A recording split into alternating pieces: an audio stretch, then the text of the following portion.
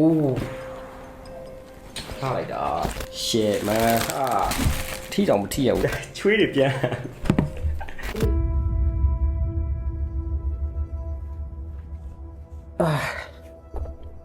ဒီနေ့ကျွန်တော် high ground နဲ့ပတ်သက်ပြီးတော့နည်းနည်းပြောစရာလေးရှိနေတယ်ကျွန်တော်တို့ခင်လာတာလဲကြာပြီဗျာကျွန်တော်ဘယ်လိုလူမျိုးလဲဆိုတာကိုသူတို့လည်းအထိုက်အလျောက်တော့သိပါတယ်ဖြစ်ပုံကဒီလိုဗျပြီးခဲ့တဲ့2ရက်လောက်ကကျွန်တော်ကဝယ်စရာလေးလဲရှိရရဲ့မရောက်ဖြစ်တာလဲကြာတာနဲ့ရန်ကင်းမိုးကောင်းလန်းကသူတို့ရဲ့ဆိုင်ကိုတွားခဲ့တယ်ဆိုင်မှာ stock လုပ်ထားတဲ့ပစ္စည်းတွေကလုံးဝကျွတ်စင်ကြီးဗျာဥပမာ cargo goods ကနေပြီးတော့ release မလုပ်ရသေးတဲ့ pants တွေဆိုလို့ရှိရင်လည်း display ပုံစံမျိုးပြထားတယ်ပေါ့နော်ဆိုတော့ကျွန်တော်လည်းပုံမှန်ဆိုလို့ရှိရင်မြင်ရခဲ့တဲ့ပစ္စည်းတွေဖြစ်တဲ့အတွက်ဟိုကန်ကြီးဒီကန်ကြီးရှောက်လုပ်တာပေါ့ဗျာဆိုတော့အဲ့ဒီကအဆင်ပြေသေးတယ်ဘယ်မှာပြဿနာစလဲဆိုတော့ကျွန်တော်လိုချင်တာလဲဝယ်ပြီးရောပတ်စံမယူတဲ့အပြင်ဗျာဒီမှာဒီပုံကြီးနှစ်ပုံလက်ဆောင်ဆိုပြီးတော့ပေးလိုက်တယ်အခုအဲ့ဒါယူအန်ဘောင်းစင်းလုပ်ရတော့မယ်အဲ့တော့ဆက်ကြည့်ပေးကြပါဦး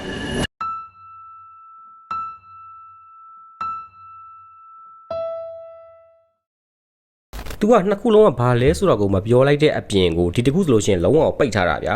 ဆိုတော့ကျွန်တော်တို့မနေဖွင့်ရမှာပေါ့နော်အဲ့တော့ဒီဖောက်လို့လွယ်တဲ့ဟာလေးကိုကျွန်တော်အရင်ဆုံး unboxing လုပ်ကြတာပေါ့သူပုံစံအတွင်ပြနေထားရတော့ဒါဖက်နှက်ဘူးပုံစံပဲ okay တကယ်ဖက်နှက်ဘူးကြီးစရာပူမာတဲ့စဒီလိုပုံစံတစ်ခါမှတော့မမြင်ဘူးသေးဘူးအမြင်ဘူးသေးဆိုပူမာတဲ့ဒါပထမဆုံးမှတွေ့ဘူးတဲ့ box ပေါ့နော် shit manလောက်ချလိုက်ပြီ Rosie နဲ့ပူမာတဲ့ဖက်နှက်ကြီးဆရာကြီး shit အိုးထားလိုက်တာဆရာကြီး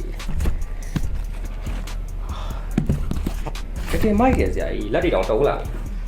ကျွတ်စင်ကြီးလုံးဝထင်မတင်တော့ဒါကြောင့်မို့သူကျွန်တော်ဟိုတလောကဖက်နှက်ဆိုင်လာမေးဘူးတာဟိုဒါပေမဲ့ဒီလိုဖက်နှက်ကြီးတော့ဖြစ်မယ်မထင်တော့ဘူးကြာလုံးဝကျွတ်စင်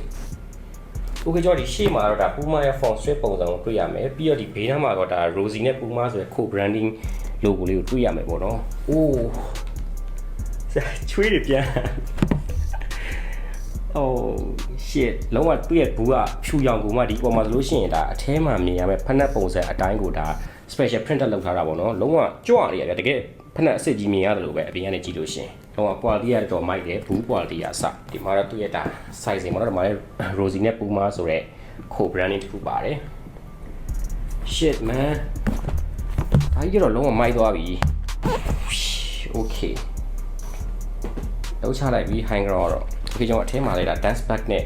Rosie နဲ့ Puma ဆိုတဲ့ co-branding ကိုထပ်ပြီးတော့မြင်ရမယ်အထဲမှာတော့ wrapping paper နဲ့ထပ်ပြီးတော့အုပ်ထားလေးရပါတော့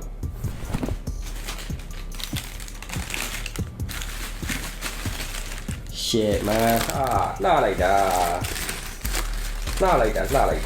အော်ထီတောင်မထီရဘူးဆရာကြီး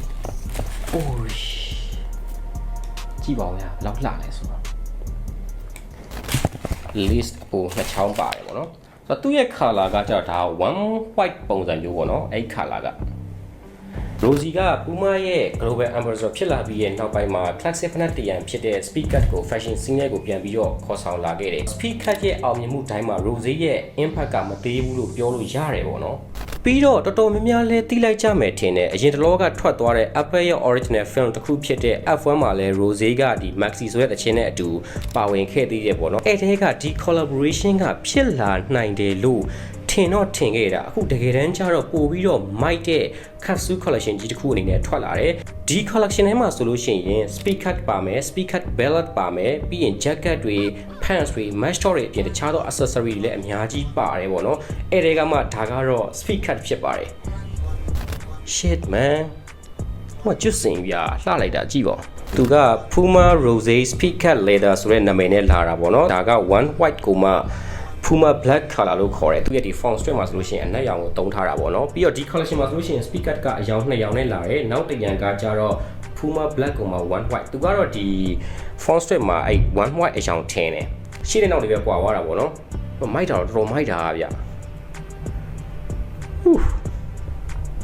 အဲ့တော့အထက်မှာဗာလေးပါလဲကျွန်တော်ဆက်ကြည့်ရအောင်ဒါနောက်ထပ်တစ်ဖက်ပေါ့နော်ပြီးတော့ဒီမှာ Rose ရဲ့ tag လေးတွေပါတာပေါ့နော် Rosie Puma ဆိုတဲ့ဒီ co-branding လုပ်ထားတဲ့ tag လေးတွေပါတယ်အဲ့ဒါကကျွန်တော်ဒီ ဗီဒီယိုတွေမှာကြည့်ရတော့သူကဖက်နက်မှာကျွန်တော်တို့ဒါတက်လို့ရတဲ့ပုံစံမျိုးလေးလုပ်ထားတာပေါ့နော်ဆိုတော့တော်တော်မိုက်တယ်ဆရာ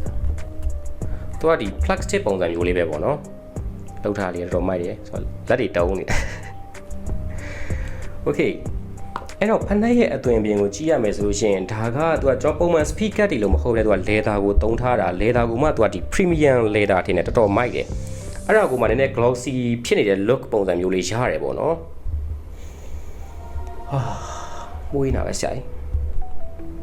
အဲ့တော့ဒီ phone strap ရဲ့အပေါ်မှာဆိုလို့ရှိရင်ကျွန်တော်ဒီမှာ Puma ကိုဒါ press လုပ်ထားတဲ့ logo လေးပါမယ်ပြီးလို့ရှိရင်ကျွန်တော်ဒီရှာရဲ့အပေါ်မှာဆိုလို့ရှိရင်ဒါ Rosie နဲ့ Puma ဆိုတဲ့ emboss လုပ်ထားတဲ့ co-branding logo လေးကိုမြင်ရမှာပေါ့နော်။ဒီထိပ်မှာကျွန်တော်ဒီ Puma logo ပဲအနက်ရောင်လေးနဲ့သူကတော့ချီထိုးထားတဲ့ပုံစံမျိုးလေးပဲဆိုတော့တော်တော်လေးမိုက်တယ်ဗျာ။ဟိုသူ့ရဲ့ဒီ mix ဆိုလို့ရှိရင်မရှိသလောက်ပဲဗျာတော်တော်လေးကိုပါတယ်။အိုးပြီးတော့ဒီဖက်နက်တစ်ခုလုံးရဲ့အသက်ကတော့ကျွန်တော်ဒီမှာ lateral ပုံစံ wrapping လုပ်ထားတဲ့ဒီ lace လေးပဲပေါ့နော်အဲ့ဒါကဘာမှသာတိတ်မတိတာကိုထင်ရတယ်ဒီဖက်နက်ရဲ့ look တစ်ခုလုံးကိုပြောင်းသွားစေလို့ခံစားရတယ်သူ့ရဲ့ဒီ shape မှာဆိုလို့ ribbon ပုံစံလေးချီပြထားတာပေါ့နော်ကိုကြိုက်တဲ့ပုံစံနဲ့ customize လုပ်လို့လည်းရသေးတယ်သူ့ထဲမှာ instruction ပါအောင်မယ်ထင်တယ်ဟုတ်ပါဗျာဘယ်လိုမျိုးတခြားသောနည်းနဲ့ကိုယ့်ကို customize လုပ်လို့ရဆိုတော့နည်းလေးပြထားသေးတယ် shit man လှချက်ကြီးပါဗျာ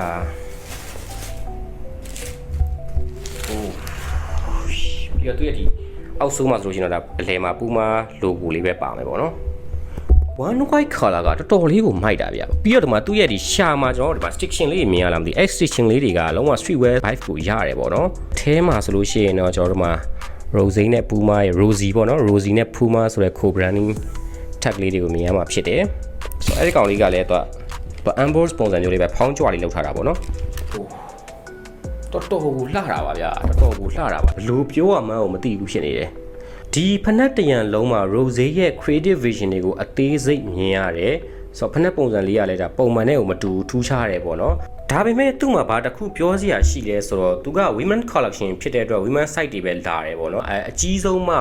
42.5 လာမသိဘူးကျွန်တော်41ဆိုတော့ကန်ကောင်းပြီးတော့ရသွားတာပေါ့နော်ကြားလေးတွေထဲမှာလည်းကိုနဲ့ size အဆင်ပြေတဲ့သူရှိလို့ရှိရင်ကို style လေးလုံးတက်ရင်လုံးတက်တဲ့လောက်တော်တော်လေးကိုမိုက်မဲ့ဖက်နက်တရံလို့ကျွန်တော်ကတော့မြင်တယ်သူ့ရဲ့ဒီမှာဒီ lateral wrap ဆိုလို့ရှိရင်ဒါလုံးဝဖြုတ်လို့ရတယ်ပေါ့နော် speed cut ကိုမှ premium vibe ကိုရတာပေါ့နော်ပြီးတော့ဒီ one white color လေးကလည်းတော်တော်လေးကိုမှ retro look ကိုရတယ်ဆိုတော့ကျွန်တော်ကတော့ Rose ထုတ်တာတစ်ခုတည်းနဲ့နေအရန်မိုက်တယ်လို့ပဲကျွန်တော်တို့ပြောချင်တယ်ဗျာဒီမှာ lace အပေါ်လေးပါတာဖြစ်တဲ့အတွက်ထပ်ပြီးတော့ကို idea ရှိရင်ရှိသလောက် creation တွေကိုထပ်ပြီးတော့လုပ်လို့ရမှာဖြစ်ပါတယ်ဒီ dust bag လေးကလည်းကျွန်တော်ဒီလွယ်အိတ်ပုံစံမျိုးလေးလုပ်ပေးထားတာပေါ့နော်ဒီမှာဆိုလို့ရှိရင်သူ့ရဲ့ဒါ Rosie နဲ့ Puma ရဲ့ co-branding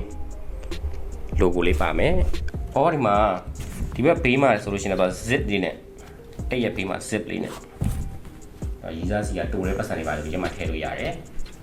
ကျွန်တော်ပြောခဲ့တဲ့ထဲမှာအမားတွေပါလို့ရှိရင်လည်းနားလည်ပေးစီခြင်းပါတယ်တကယ်ကိုပေါ့နော်အရန်သဘောကျတယ်ဒါကြောင့်မို့လဲဒီ High Ground ရဲ့ founder ကကျွန်တော်အကြိုက်ဆုံး number 1ဖြစ်လောက်မဲ့ဟာနဲ့ဆက်နေလို့ဆိုတော့ spoil သွားတာ哦တကယ်မိုက်တယ်ဗျာတကယ်မိုက်တယ်အိုးအခုဒီရင်တွေခုန်နေတော့မယ်အဲ့တော့ဒါဝယ်ခြင်းတဲ့သူတွေအနေနဲ့ size အနေနဲ့ကတော့သူက true to size ကိုဝယ်လို့ရတယ်ဒါပေမဲ့လို့ speaker တွေက door box ကျင်းတာဖြစ်တဲ့အတွက်6ကျဲတဲ့သူတွေဆိုလို့ရှိရင်တော့ 0.5 လောက် size ကို up ပြီးတော့ဝယ်စေခြင်းနဲ့ကိုယ့်ရဲ့ size ကျန်သေးမကျန်သေးဆိုတော့ကို high ground မှာသွားပြီးတော့မေးလို့ရတယ်သူရဲ့ retail price က$150ပတ်ဝန်းကျင်မှာရှိမယ်ထင်တယ်မြန်မာနိုင်ငံရောက်ဈေးကတော့ဒါ high ground ကိုမေးကြည့်လို့ရှိရင်သိနိုင်တယ်ပေါ့နော်ဒီလက်ဆောင်လေးကိုပေးတဲ့ high ground ကိုလည်းကျေးဇူးအများကြီးတင်ပါတယ်တကယ်ကိုရင်းနေခုန်ပြီးတော့ဘာတွေပြောလို့ပြောရမှတော့မသိတော့ဘူးပေါ့နော်ကျွန်တော် audience တွေရောဒီဖက်နက်အပေါ်မှာဘလို့အမြင်လေးတွေရှိတဲ့ဆိုတာလေးတွေကိုလည်းမှန်ပေးခဲ့ကြပါဦးဒီဗီဒီယိုကိုအဆုံးထိကြည့်ပေးခဲ့ကြတဲ့တူတယောက်ချင်းစီတိုင်းကိုကျေးဇူးအများကြီးတင်ပါတယ်ကျွန်တော်နောက်ပေးကြရင်ပြန်တွေ့ပါမယ်